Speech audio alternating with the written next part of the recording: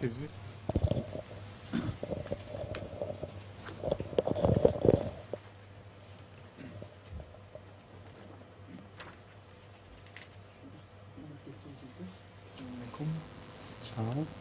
Dans l'islam, il y a une prière pour la pluie. Nous savons qu'Allah a créé les lois de la nature et qu'il n'a pas besoin de les briser pour montrer son existence par des miracles ou l'accomplissement des prières. Or, le processus qui conduit à la pluie est connu et déterminé par des lois scientifiques. Les prières agissent-elles directement sur la pluie ou Allah, sachant que la pluie va tomber, inspire-t-il les gens à prier? And this is a question concerning rainfall. We know that rain is governed by laws which are now well determined and well known. But in Islam, the prayer for rain exists. So we know that Allah does not have to break His own laws, scientific laws, in order to show His existence through miracles or through the acceptance of prayers. Then the question is, how does this prayer work? Does it work directly on the forces which create rain? Or is it that Allah knows, or knowing when rain is going to fall, inspires people to pray at the right time? No, it's not like that. That would be too rigid. In fact, first of all, the question should... It's spoken in French? Yes. So it's all right. It's done. Yes. Let me start immediately. Yes, please. You see, the factors which command the falling of rain over a certain area are so many, they cannot be counted. Because anything can develop in between a storm and the place towards it, which it is heading, which can divert its course. So the factors are so many, and they are commanded by natural laws. No, it's not at all outside natural laws or the power of God to accept a prayer and govern these factors in a manner that the direction of the rain is towards the area where Allah commands it to fall.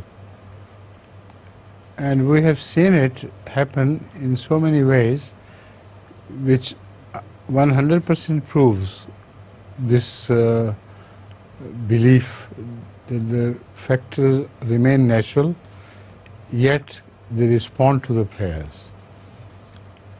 Hazrat Sallallahu Alaihi Wasallam is known to have prayed for rain all around, and it was so much rain after that that people started begging Rasulullah Sallam to pray that no more rain on us.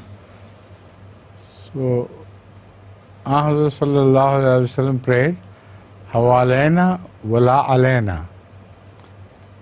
O our Lord, rain around us, O light, but not on us. Now we have seen this exactly in our own days here. It's not at all impossible. The weather pundits have been forecasting repeatedly during our Jalsa days that, and other occasions, that this area, particularly Islamabad, etc., would be very strongly hit by torrential rains. And when we prayed, la alena wa alena, it happened exactly the same. Everybody was amazed. Some people reported that exactly outside the boundary of Jalsa Salana, it was heavily raining, as if there was a sharp fall, and all around, and not on Jalsa. So this is not just a theory. This is something we have seen in practice, and not once alone, repeatedly at so many occasions.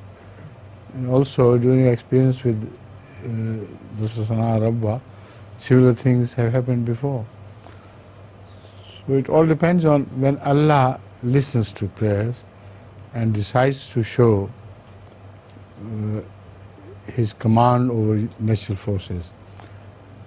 And when He doesn't, then the prayers go waste, in the sense they don't go waste, but they do not produce the required results which people think would be good. But in this case, it cannot be called chance, because the number of cases in which the prayer is heard, despite impossible, overwhelming predictions, proves the case to be not accidental. And the same thing doesn't happen in cases of those who do not pray. Right? Sa sainteté le calife dit que la question est posée de façon un peu trop rigide. En fait, dit-il, les facteurs déterminant la pluie sont très nombreux. On ne peut pas les compter. Il y a d'innombrables facteurs derrière la pluie. Beaucoup de choses, en fait, peuvent détourner une dépression ou une tempête de son cours.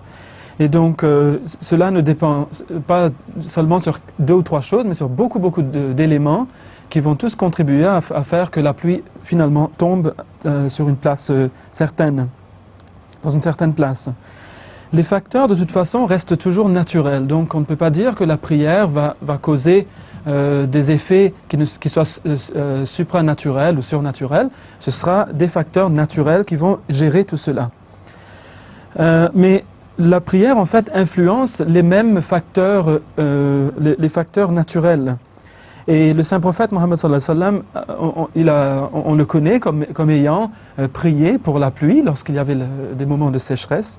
Lorsque ses compagnons sont venus le voir et lui ont dit « Ô prophète d'Allah, prie pour nous pour qu'on ait la pluie, parce que donc il y a la sécheresse. » Et lorsqu'il a prié, après toute cette période de sécheresse, il y a eu tant de pluie, qu'ils ont dit « S'il vous plaît, priez que la pluie cesse, parce qu'on n'en peut plus, c'est l'inondation. » Et alors il a prié « Hawalayna wa la alayna », ce qui signifie « Oh Allah, autour de nous, mais pas sur nous. » Donc la pluie tombe, oui, mais pas sur nous.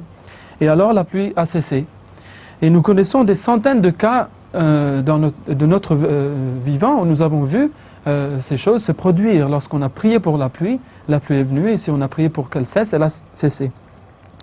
Donc, nous voyons que souvent, les grands noms de la météo vous prédisent quelque chose. Par exemple, souvent lorsque nous avons de grandes manifestations, de grandes conférences qui se tiennent à Islamabad, à Surrey, ici en Angleterre, souvent les prédictions vont aller dans le sens d'un temps terrible, donc qu'il y aurait une tempête affreuse, etc., le jour où on allait faire la conférence. Mais alors nous avons prié, et ce mauvais temps est parti. C'est lorsqu'Allah le veut.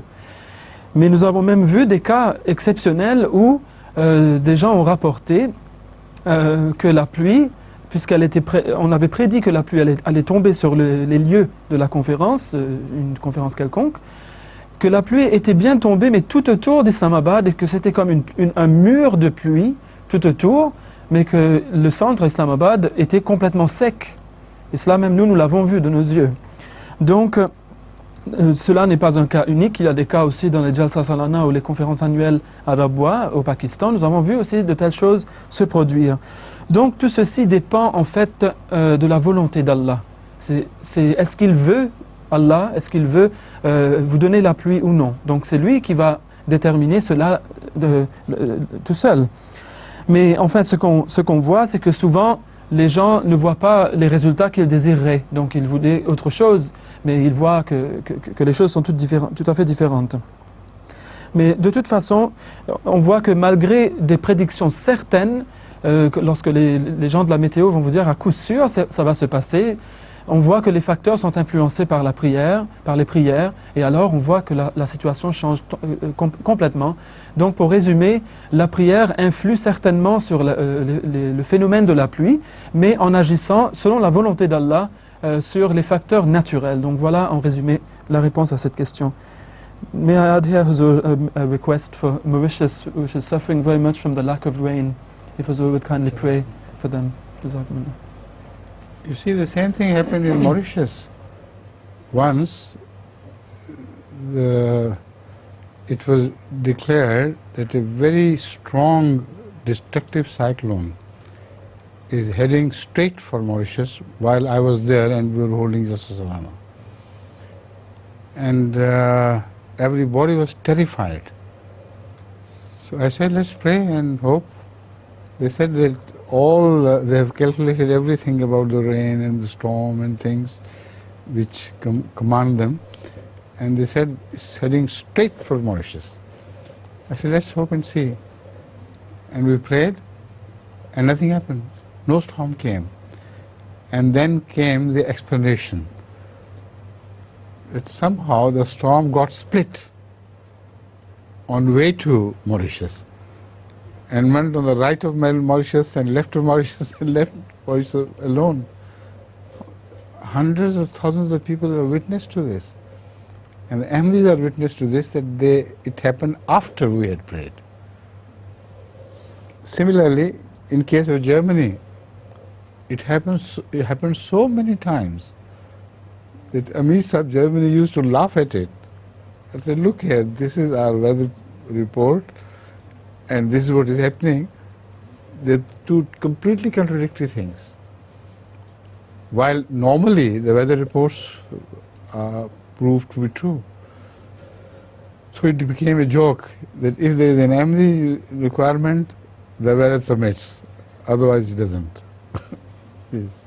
Sainteté le Calife rajoutait que la même chose s'était passée à l'île Maurice. Lorsque j'étais là-bas, raconte Ozour, on a déclaré qu'il y avait un cyclone qui fonçait tout droit sur l'île Maurice et que l'île Maurice ne pourrait pas s'échapper de ce cyclone. Alors tout le monde a été absolument effrayé puisque nous avions beaucoup de programmes très importants à terminer là-bas. Mais je leur ai dit, prions et puis voyons voir, voyons ce qui va se passer. Eh bien nous avons prié et ce qui s'est passé, c'est que le cyclone n'est pas venu. Et lorsque l'explication est venue, c'était très étrange car on nous a expliqué par la suite que le cyclone, avant d'arriver sur l'île Maurice, s'était brisé en deux morceaux, l'un passant à gauche de l'île Maurice, l'autre à droite, et donc l'île Maurice a été épargnée. Et c'est ainsi que nous n'avons pas, que nos programmes n'ont pas été dérangés par le temps. En outre, en Allemagne, ce phénomène s'est produit tant de fois, c'est-à-dire que le temps allait se gâter selon toutes les prévisions météorologiques, mais que nous avons prié pour que les choses soient autrement. Et cela s'est avéré tant de fois bon pour nous que l'Amir d'Allemagne en rit à présent. Et souvent il nous montre les rapports de la météo, que voilà ce qui a été prédit, ou voilà ce qui devait se passer, et voilà ce qui est arrivé. Donc maintenant c'est devenu une blague que la météo va changer s'il y a une demande de la part des Ahmadis.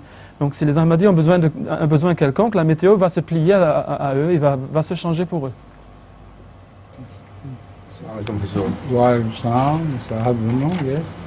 Selon le concept chrétien du péché original, les relations humaines, les unes après les autres, auraient hérité le péché d'Adam et Ève. Nous rejetons cette théorie car il est entendu qu'un enfant ne peut pas être puni pour le crime de son père. Comment réconcilier ce fait avec les maladies héritières où il semblerait que Dieu lui-même est en train de punir les générations présentes pour les erreurs de leur ancêtre? According to the concept of original sin, generations will be inheriting sin from Adam and Eve, generation after generation. We reject this theory, obviously.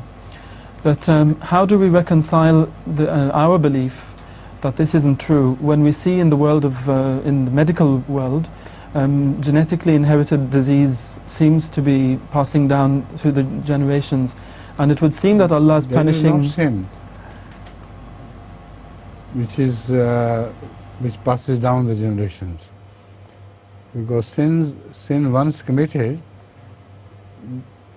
has to be punished by God by divine laws outside these laws which command the body. So within the body it is cause and effect, and we never denied that. Causes always leave effects, and they may leave effects on generations to come. It doesn't mean that sin is handed down For example, if somebody gives somebody arsenic poison. Now, arsenic is a poison which can be administered to your enemy, while it is not eaten as suicide. So if it is eaten as suicide, it is his sin. If it is given to an enemy, it is the sin of the person who gives it. If it was sin which was handed down, the person who gave arsenic should also have arsenic in his blood handed down to generations. But whether you take it yourself or somebody else gives you, arsenic has its effects going down the generation. First of all, it doesn't leave the body at all, even after thousands of years. And secondly, the effects it causes in the body are generated and they go down the generations. Similarly, the venereal diseases, they act accordingly, exactly in the same sense. The poison is carried down the generations because of cause and effect philosophy. Otherwise, the people themselves who have not committed that crime, they should be innocent, and they are innocent, but because of this system of, system of cause and effect in the blood, they also suffer. But they suffer in this world. While if they had committed sin, they would suffer also, or they may suffer also, in the world to come. That's again a separating line between the two.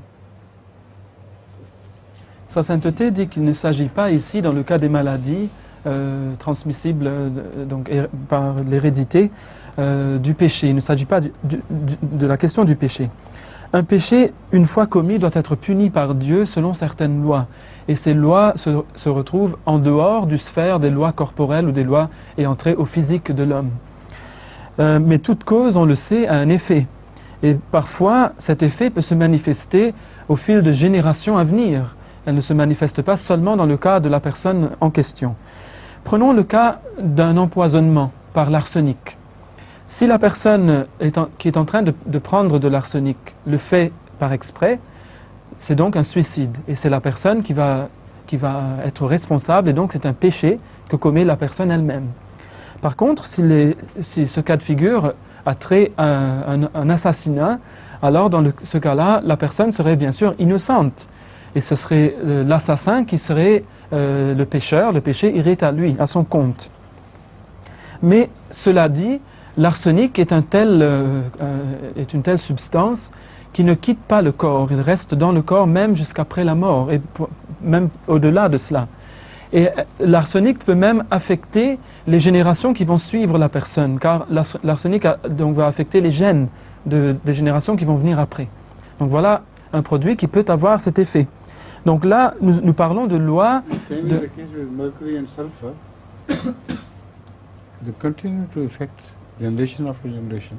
Sa sainteté rajoute que nous pouvons dire que le mercure et le soufre s'installent dans le même cadre, car leurs effets continuent à se poursuivre au fil des générations, les unes après les autres.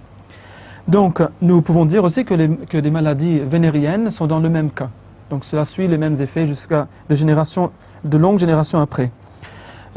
Donc, les gens qui sont affectés sont évidemment innocents.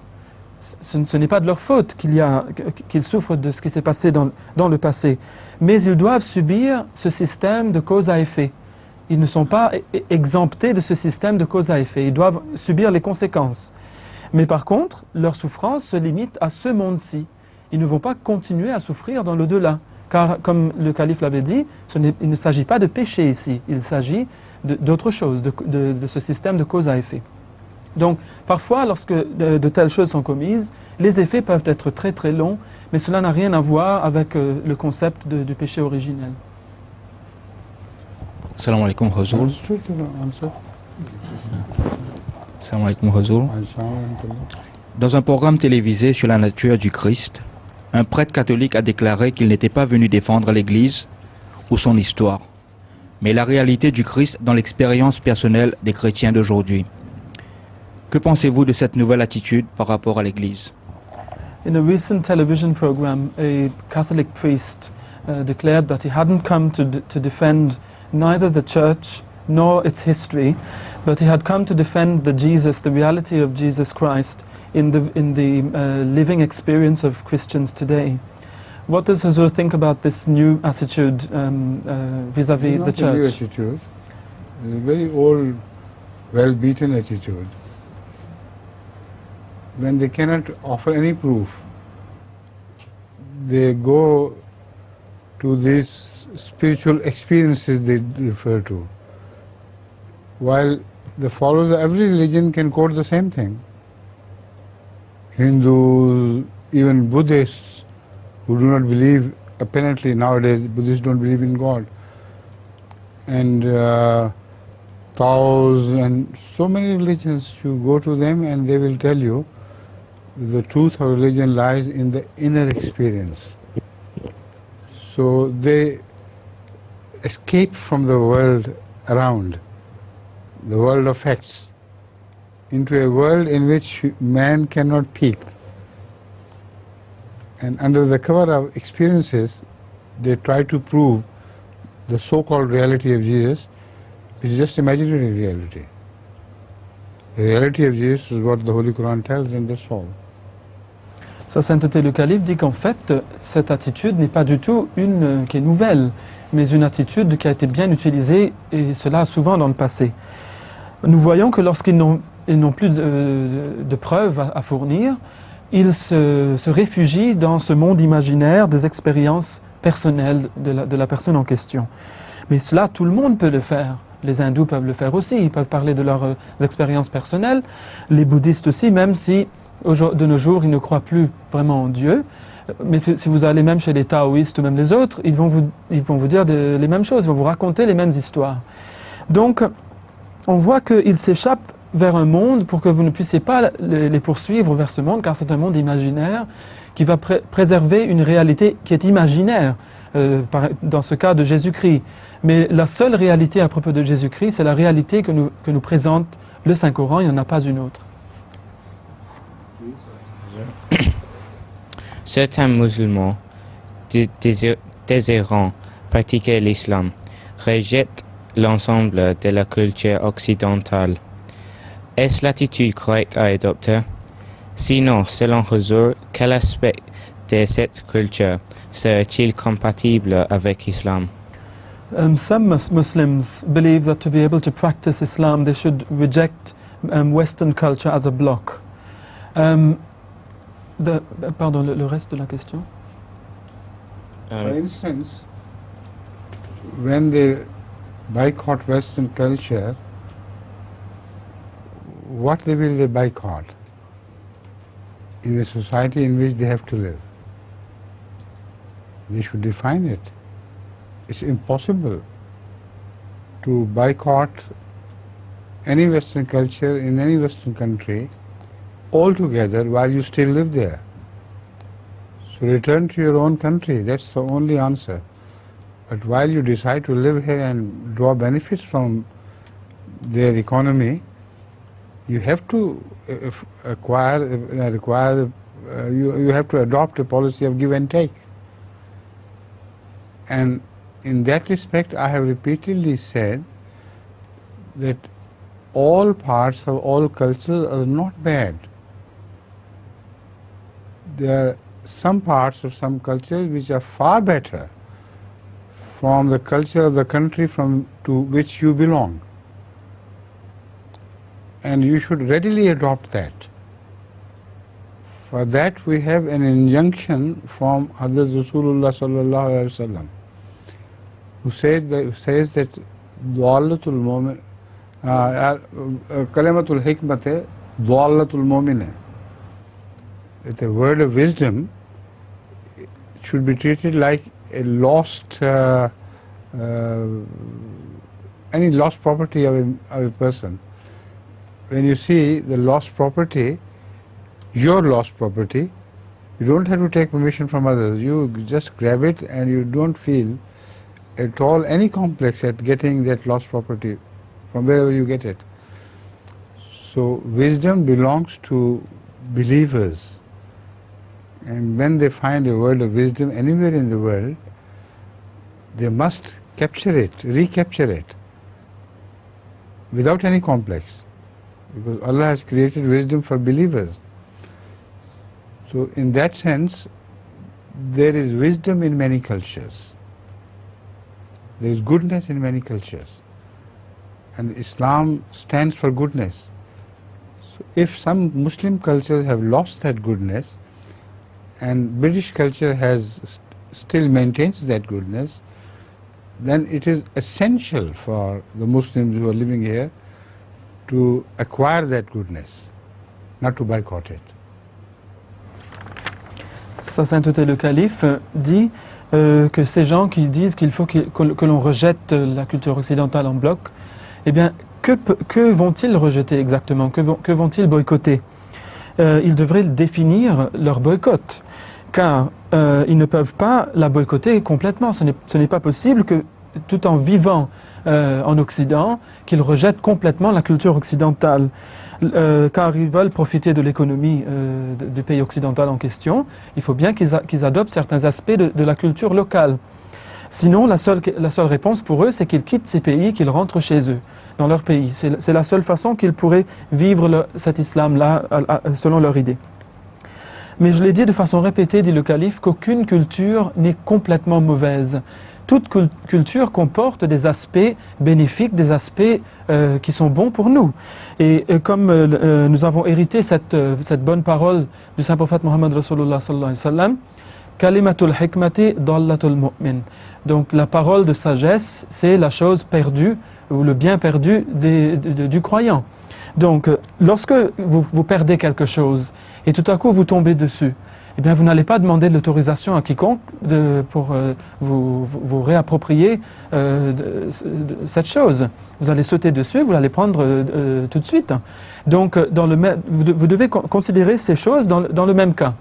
C'est-à-dire que si vous trouvez quelque chose de bien, une parole de sagesse ou quelque chose qui est bénéfique pour vous, dans une culture autre que la vôtre, dans un autre pays que le vôtre, vous devez sauter dessus comme si cela vous appartenait et que vous l'aviez perdu. Donc, nous savons que la sagesse, dit Huzur, a été créée par Allah pour les croyants. Donc, il ne faut pas que les croyants hésitent à chercher ces choses. Au contraire, si nous voyons que l'islam, par rapport à une autre culture, même la culture anglaise ou autre, a perdu une certaine bonté, un certain bien en lui, mais que cette culture-ci le possède, eh bien, nous ne devrions pas hésiter un instant, ne serait-ce qu'un seul instant, pour nous approprier de cette chose. Donc nous devons sauter dessus et le reprendre dans l'islam, car cela nous appartient comme étant une chose bénéfique. Donc voilà l'attitude à adopter, c'est chercher les bonnes choses dans les autres cultures et les adopter.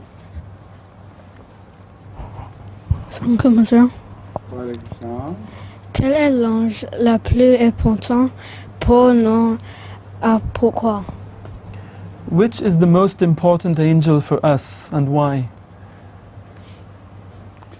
The most important angel for you is your guardian angel, who takes care of you, surrounds you and personally protects you from every evil. So pray to God that He should appoint a guardian angel over you to protect you from all worldly and spiritual evil.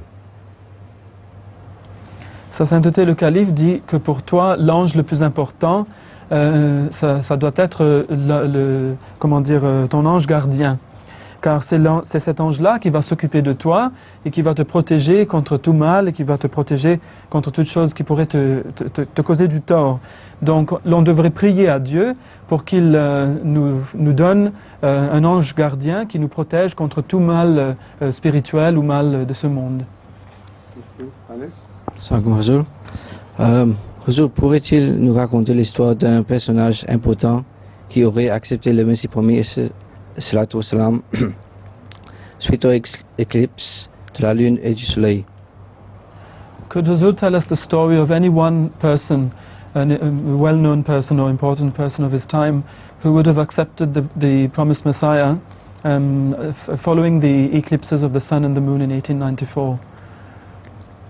There's so many, I can't remember the names of all those, but it is quite true that at the time of the eclipse, when it was predicted by Hazrat Masih Maud that the eclipse would take place, many people are known to have traveled from far distances to reach Qadian and to see if from the Qadian horizon that eclipse can be witnessed. And they accepted Ahmadiyya just because of that. When it happened, they accepted Ahmadiyya. And this was again the source of people believing from then onwards, until the mullahs cried themselves hoarse and diverted the attention of the people from this sign. Previously they used to cry themselves hoarse by telling the people that a great sign for the coming of Imam Mahdi would be shown in the heavens, and that would be the most dependable sign. So they used to even predict the dates when moon will get eclipsed and the sun would get eclipsed. And whenever they spoke of the moon getting eclipsed in Ramadan, they never said on the first night of the month. They always said on the 13th of the month, which is the first night of the moon eclipses.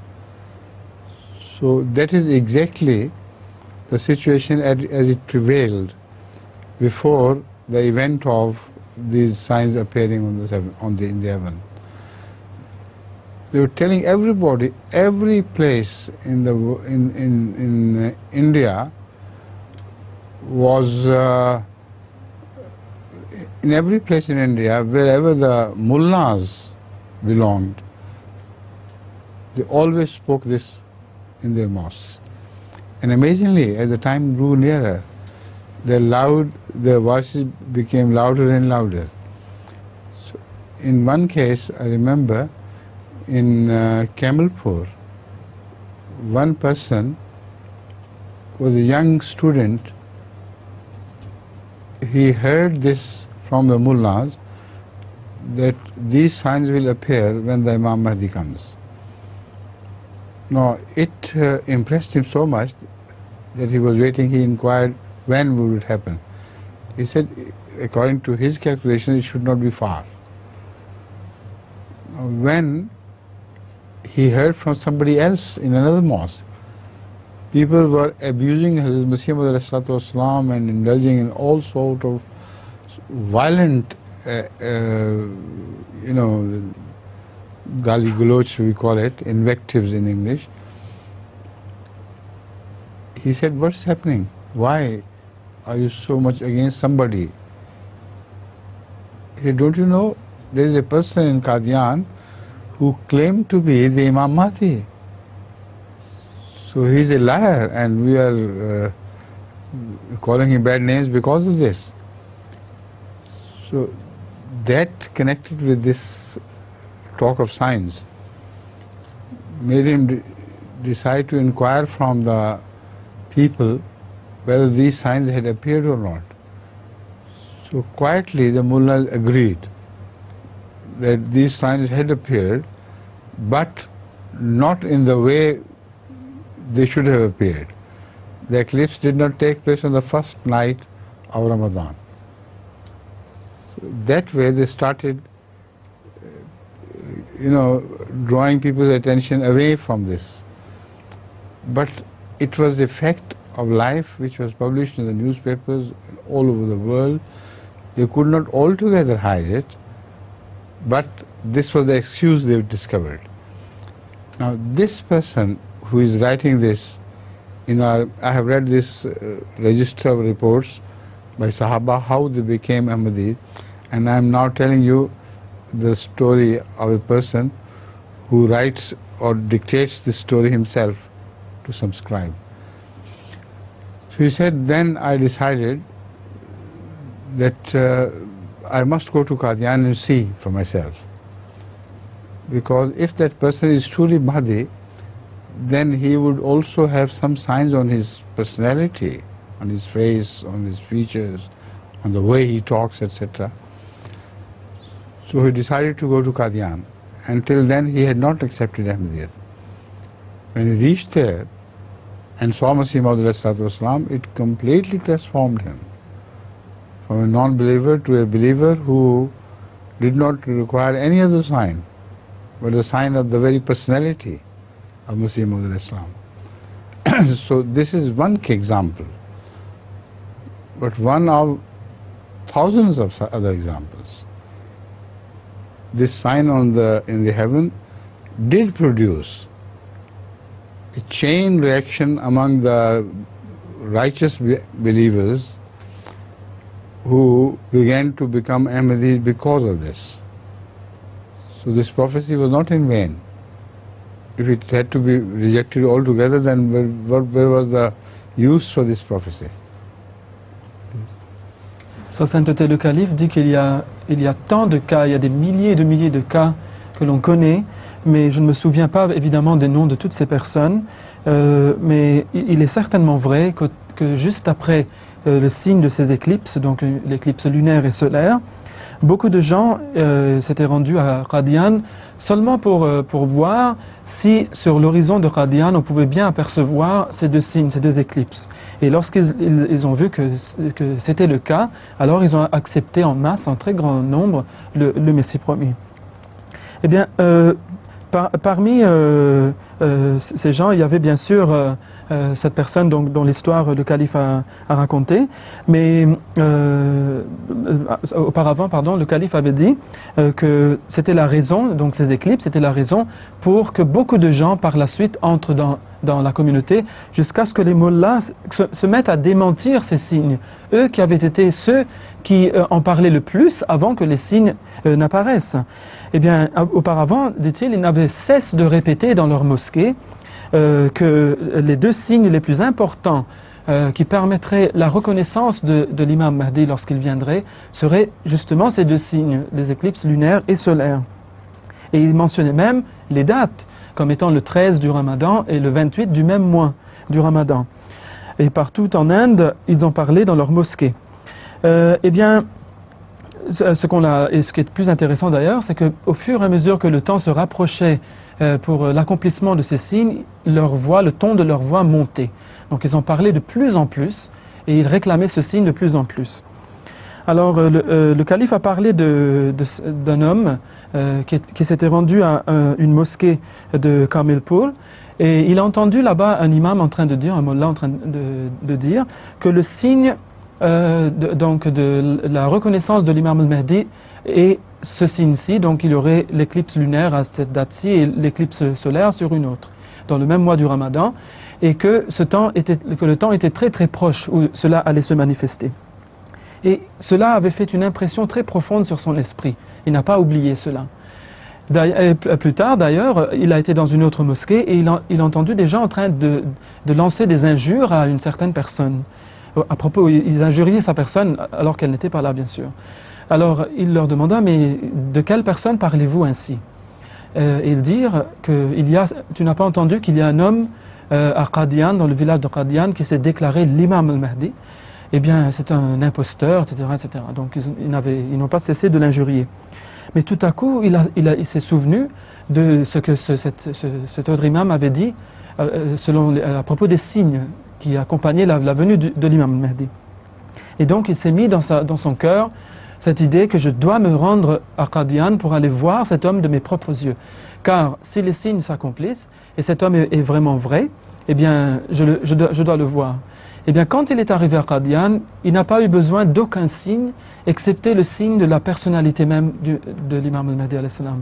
Ce signe était absolument suffisant pour sa personne. Et il a tout de suite accepté l'imam al-Mahdi, alors qu'avant, il n'était pas encore un Ahmadi.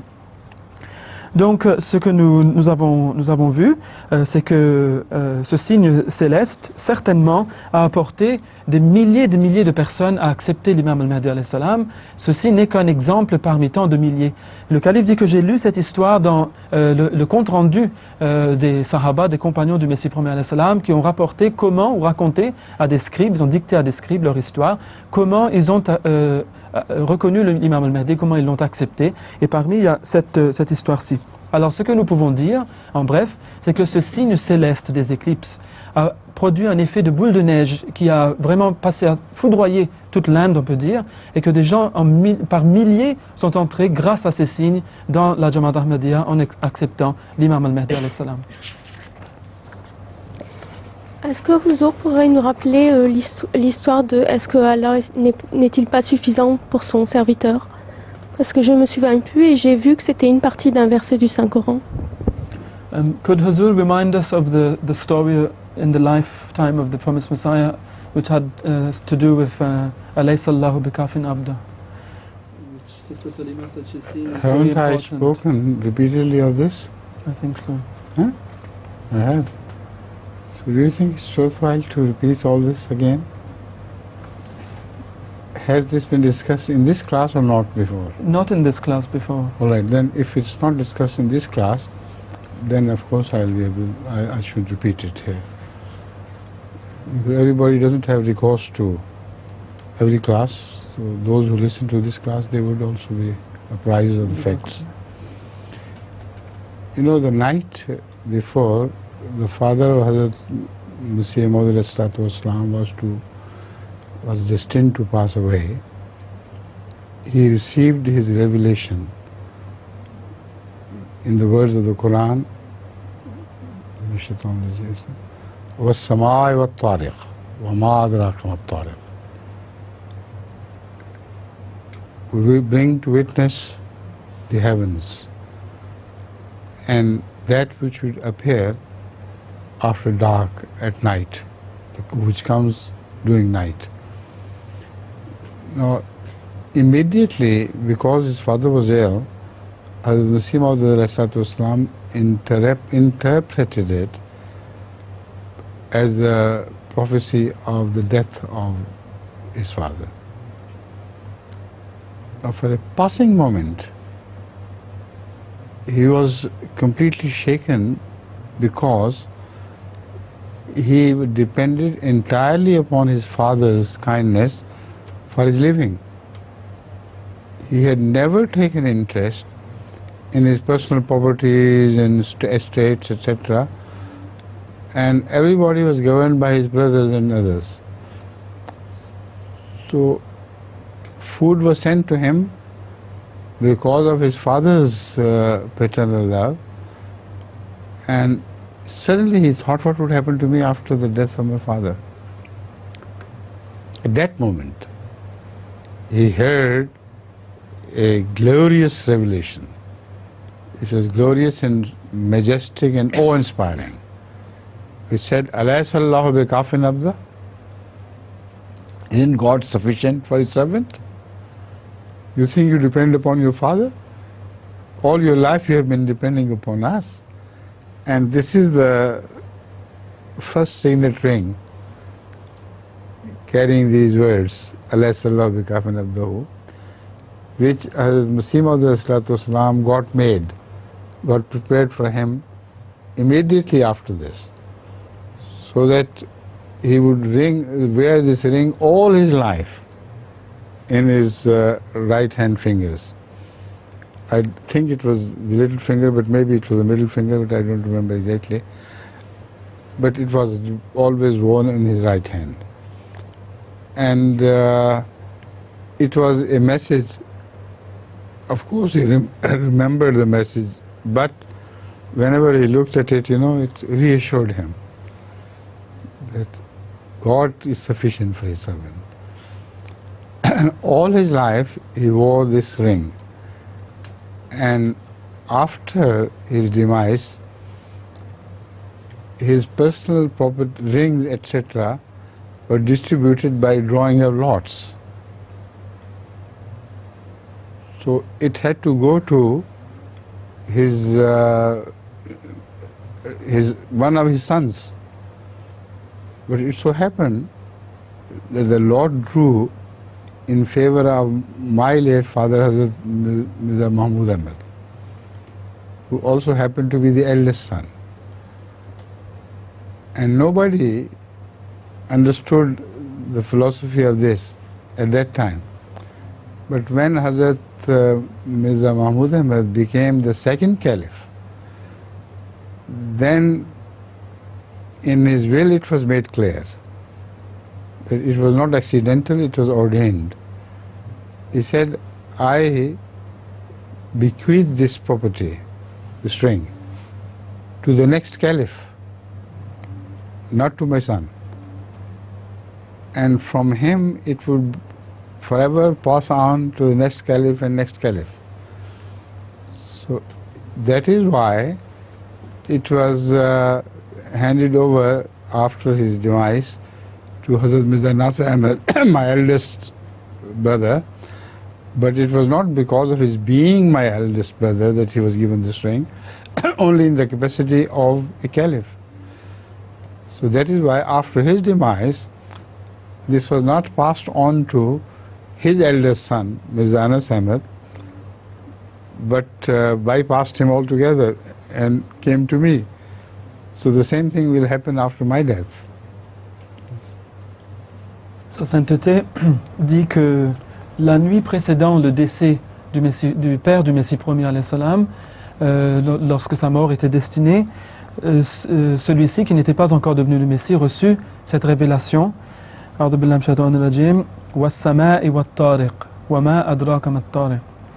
qui signifie par le ciel et ce qui va venir après la nuit. Qu'est-ce qui va te faire comprendre ce que c'est que cette chose qui vient après la nuit? Eh bien, le Messie premier alayhi salam interpréta cela comme prédisant la mort de son père. Et il faut savoir qu'il dépendait totalement de son père, car il n'avait aucun intérêt dans les biens mondains. Il ne s'occupait pas de ses propriétés, tout reposait sur les épaules de ses frères. On lui apportait tout simplement sa nourriture, on lui envoyait la nourriture, et cela était grâce à l'amour paternel. Mais lorsqu'il reçut cette révélation et qu'il se dit « mais mon père va mourir », pour une fraction de seconde, une pensée effleura son esprit, qui était que « mais comment vais-je vivre lorsque mon père sera mort ?» Car je dépendais de lui pour toute chose, juste pour une fraction de seconde. Mais comme il eut cette pensée, une révélation grandiose qui avait un effet qui l'a vraiment foudroyé est descendue sur son cœur. Et Allah a dit « Alaysa Allahu bikafin abda » Pourquoi t'en fais-tu à propos de ton père? Est-ce que tu dépendais de lui? De toutes ces années, tu dépendais de nous. Alors, est-ce qu'Allah ne suffit-il pas à son serviteur? Eh bien, cela le foudroya complètement et il se mit à demander pardon à Allah pour cela. Mais pour qu'il n'oublie jamais cette parole forte que Dieu lui avait révélée, il la fit inscrire sur la pierre d'une bague que porte sa sainteté le calife aujourd'hui et qu'il nous a montré dans la caméra. Et donc, cela, dit le calife, je ne sais pas s'il le portait sur l'annulaire ou sur le petit doigt, mais enfin, il la portait jusqu'à la fin de ses jours. Et bien, lorsqu'il décéda, il était question de savoir qui allait hériter de parmi ses fils, qui allait hériter de cette bague. Et bien, pour que tout le monde que personne ne soit lésé dans ses sentiments, que le cœur ne soit pas blessé, eh bien, on décida de le donner à celui en faisant une courte, comment on dit, en tirant au sort, voilà, en tirant la courte paille, comme on le dit. Eh bien, il advint que ce fut le défunt père de sa sainteté le calife, Hazrat Mirza Bashiruddin Mahmoud Ahmad, qui était le deuxième calife du Messie premier, qui hérita de cette bague. Et personne ne comprit pourquoi c'était lui, ce fut lui qui l'avait hérité. Mais en fait, c'était Allah qui voulait cela, car en fait, il l'avait hérité en tant que calife du Messie premier, le calife qu'il allait devenir, et non pas en tant que fils aîné. Et ce qu'il fit, c'est, avant sa mort, il déclara qu'il voulait le léguer, il voulait la léguer au calife qui le suivrait, et que celui qui viendrait après lui devrait l'hériter, et ainsi de suite. C'est ainsi que c'est au calife maintenant d'hériter de cette bague. Et alors, puisque ce n'était pas une chose qui devait être passée de père à fils aîné, après le troisième calife, Mirza Nasr Ahmad rahimahullah, eh bien, ce ne fut pas son fils aîné, Mirza Anas Ahmad, qui hérita de cette bague, mais moi, dit le calife. Donc ce fut moi qui hérita de cela. Et voilà donc l'histoire, c'est la belle histoire de Alayhi sallahu bikafin abda dans la vie du Messie premier alayhi salam. Salam alaikum Hazou. Que doit-on faire pour calmer un enfant qui fait une crise de colère? What should one do to calm or appease a child which is having a fit of anger? I know one homeopathic medicine, which is chamomilla. It should be given, tried upon him in 1000 potency once every week for a few weeks. If it doesn't work, then go very high and try chamomilla CM on such a child. Most often I have just found it working. And apart from that, of course, there is a spiritual treatment of praying earnestly to God. So when Allah listens, He may altogether cure him without the need of any physical medicine, physical treatment. Sa sainteté dit que... Your child? No. General. Somebody else. General question. Okay. Sa sainteté, le calife, dit que je connais un bon médicament homéopathique pour cela. Il s'agit de camomilla en puissance 1000. Donc vous devez administrer cela, une dose de cela à l'enfant une fois par semaine, pendant quelques semaines, et si l'effet désiré n'est pas obtenu, alors il faut monter à une puissance bien supérieure de CM, c'est-à-dire de 100 000, et alors voir si cela a un effet. Mais il y a aussi bien sûr le traitement spirituel à travers les prières, et Allah, s'il entend votre prière, il peut guérir votre enfant de ces crises de colère, sans même avoir recours, que vous ayez recours à un remède physique. Donc voilà, il faudrait essayer ces méthodes-là sur les enfants qui ont ces crises. Est-ce que je pense qu'une station de radio pourrait être utile pour remplacer le MTA pour les aveugles et ceux qui ne possèdent pas MTA? Does Hazur believe that an international radio station would still be of any utility for people who can't receive MTA? In most countries, third world countries, everybody does not have the facility of television. But radio has become so popular and so common these days, even in the most backward villages, you can see people with radios in their hands. Small radios, handheld radios, run by batteries. So it is not only a possibility, it is a must for us to propagate the message of Ahmadiyyat all over the world. Entirely we cannot depend on MTA. It has to be a branch of MTA, an added branch of MTA of radio, international radio. And that is not possible because of some international laws against this. Because you can't have radio station reaching all over the world without having license from every country in which it is heard. So they are very clever people. We're dealing with the Western important nations. They don't want to use this method publicly and permit this method to everybody else, particularly in religious programs. They are very, very careful, cautious about that. Churches are permitted. It suits them all right.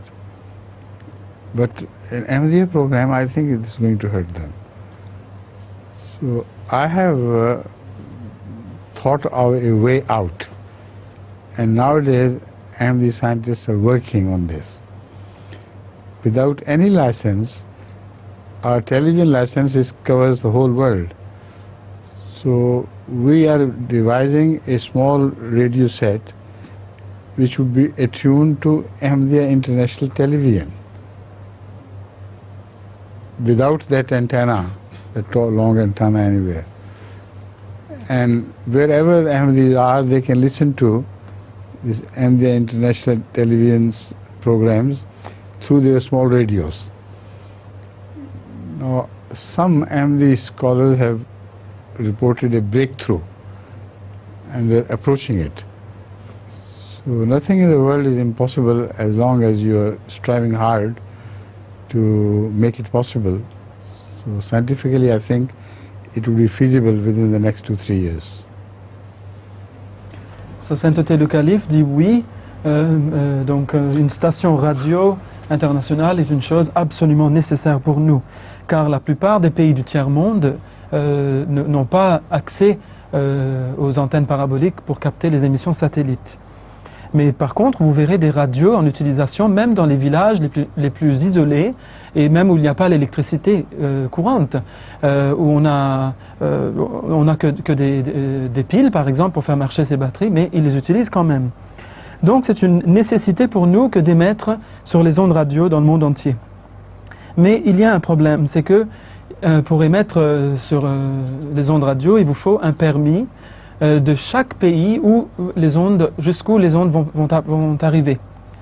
Et donc, voilà, ils sont très malins et ils ont trouvé un système pour empêcher les gens d'émettre à la radio ainsi. Mais pour les églises, ça va. Donc, ils laissent les églises émettre comme elles le veulent. Mais je pense, dit le calife, que les émissions Ahmadiyya pourraient blesser les sentiments de beaucoup de personnes. Donc, ils n'iraient pas dans le sens de leurs intérêts. Mais Huzur dit que, alhamdulillah, j'ai trouvé un moyen quand même pour contrecarrer ou contourner ce problème. En fait, j'ai demandé à des spécialistes Ahmadis de trouver un autre système par lequel on pourrait utiliser des radios pour capter les ondes satellites. Et il y a des experts Ahmadis qui sont en train de travailler dessus et ils me disent qu'ils sont sur le point de faire une percée vers la solution. Et ils pensent que c'est tout à fait possible que l'on fasse des radios pareilles. Donc les gens n'auraient plus qu'obtenir ces petites radios et tranquillement chez eux, ils pourraient capter les mêmes ondes satellites sans avoir l'image, mais ils pourraient au moins entendre le son. Et donc, Inch'Allah, dit le calife, comme on le sait, si vous faites assez d'efforts pour l'avoir dans la science, vous y arrivez en fin de compte. Donc, Inch'Allah, nous pensons que ce sera pour bientôt. Hazur, it's a question from the Quran, chapter 74, verse 32. Chapter 74, verse 32.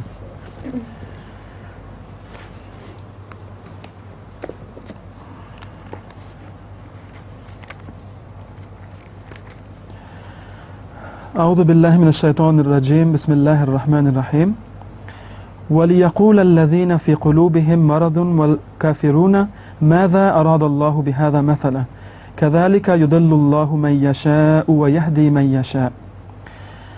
Et que ceux dans le cœur de qui il y a une maladie et les mécréants puissent dire qu'est-ce qu'Allah entend par cet exemple?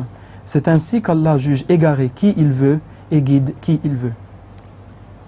The English translation of this verse is, and that those in whose hearts is disease, and the disbelievers may say, what does Allah mean by such an illustration? Thus does Allah judge astray whom He pleases and guide whom He pleases. Allah semble dire que ce sont seuls les croyants qui ne comprenaient pas l'illustration. Cela veut-il dire que si... The question is evident, I can answer this. By this verse, what is meant is this, that it has been the history of religion, that prophets speak in parables. And those parables can lead people to truth or mislead people to truth, but not because Allah so desires. Allah desires them to lead them to truth, but those who are diseased within, they always misinterpret. So their inner disease is reflected in their interpretation. so they go astray.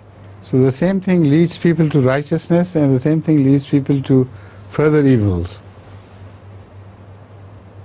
And it's no fault of Allah, it is the fault of the people who are wrong within, who are twisted within. And because of this, their disease is reflected in their interpretation. Part of the question, I think, remains, Huzur, it's that if we don't understand one of the expressions, does that mean that we are condemned by this verse to be diseased? It has nothing to do with this. I've explained this, and this is the true meaning. After this, I don't think she should suffer from any fears. Sa sainteté dit que ce verset signifie est que les prophètes parlent en paraboles. Et ces paraboles sont comprises par les uns d'une façon et par les autres d'une autre façon. Tout dépend de la condition de leur cœur. Donc les gens qui sont enclins vers la vérité et vers la droiture, ils comprennent les paraboles bien et cela les guide vers la vérité. Mais ces mêmes paraboles, s'ils sont comprises par des gens qui sont malades dans leur cœur, eh bien cette maladie de leur cœur va être exposée par leur mauvaise interprétation des paraboles. Et ces mêmes paraboles vont les guider vers l'erreur. Donc il ne faut pas que les gens s'en fassent pour cela, après cette explication. And to your wife I can only say, excusez-moi s'il vous plaît. Next time. Assalamu alaikum.